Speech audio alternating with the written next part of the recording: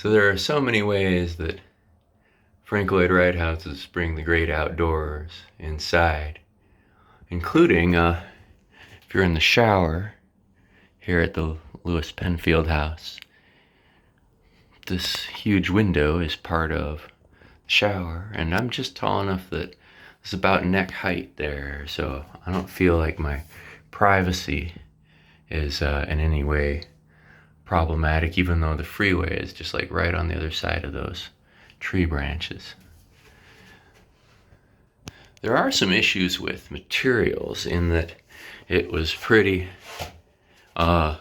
standard. He really likes having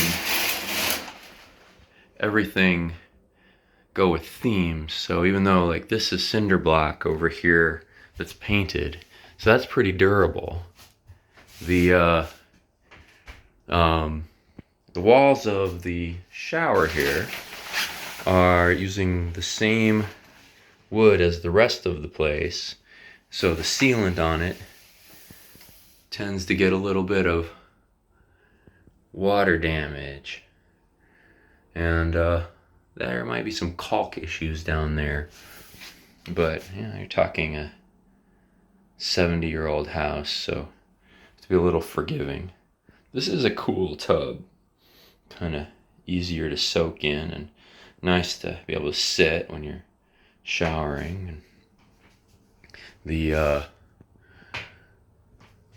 toilet over here does give you some acoustic privacy, as well as I suppose you could put a curtain across here if you had to share as like a 1.5 bathroom building for a family. But their expectations in the 50s were different than ours, where everybody seems to have their own bathroom and an extra half bath. So lovely open feeling though to the shower. Great shower head.